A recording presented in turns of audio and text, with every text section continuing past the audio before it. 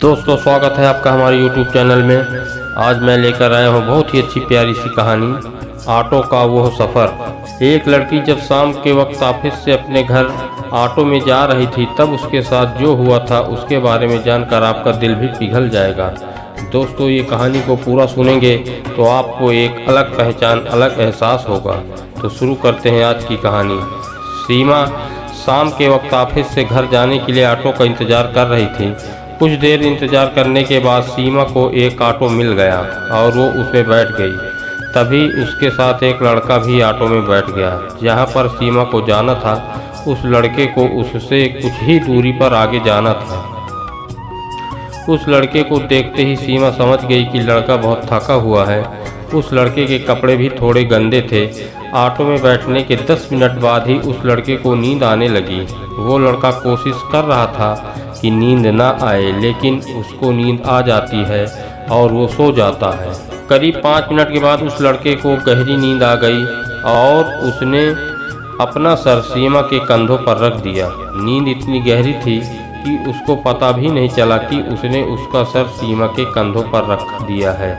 सीमा को इस बात का एहसास था कि ये लड़का बेचारा पूरा दिन काम करके थक गया है, इसलिए उसने उस लड़के से कुछ नहीं कहा। 5 मिनट के बाद रास्ता थोड़ा ख़राब आ गया और ऑटो थोड़ा उछलने लगा और एक झटका लगने से उस लड़के की नींद खुल गई। नींद खुलने पर उस लड़के को एहसास हुआ कि उसने अपना सर सीमा के कंधों पर रख दिया था।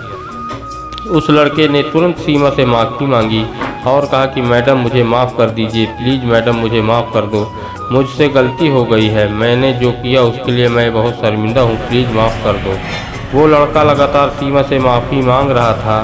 सीमा ने कहा, अरे इसमें इतना माफ़ी मांगने की कोई ज़रूरत नहीं है, मैंने देखा कि आप बहुत थके हुए थे, मैंने तो सिर्फ आपको 5 मिनट के लिए अपना कंधा दिया, इसमें माफ़ी मांगने की कोई ज़रूरत नहीं है, तुम क्यों इतना माफ़ी मांग रहे हो।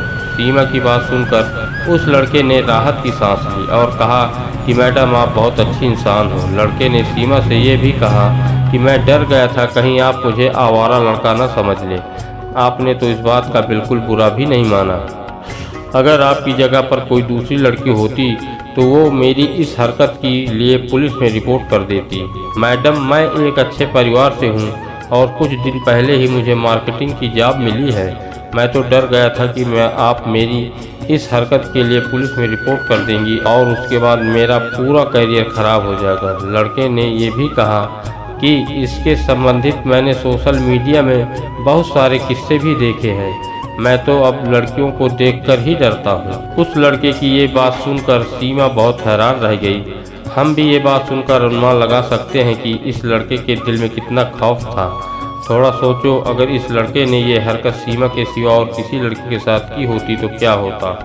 वो लड़की आसानी से इस लड़के पर छेड़छाड़ का केस कर सकती थी और उसके बाद बड़ी आसानी से इस लड़के की पूरी लाइफ खराब हो जाती, या फिर वो इस सीमा की तरह बात को अच्छे से समझती और केस नहीं करती।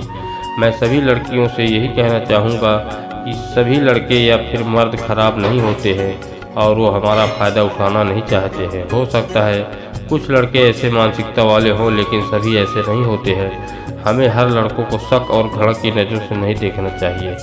और मैं सभी लड़कों से यही कहना चाहूँगा कि सभी लड़कियाँ बिना सोचे समझे लड़कों पर केस नहीं करती हैं। इसके लिए आपको इस लड़के की तरह लड़कियों से डरने की कोई ज़रूरत नहीं है। अगर आपको हमारी कहानी अच्छी लगी हो तो कमेंट में ज़रूर बताएं और नए हैं तो हमारे चैनल को सब्सक्राइब करें, शेयर करें। धन्यवाद।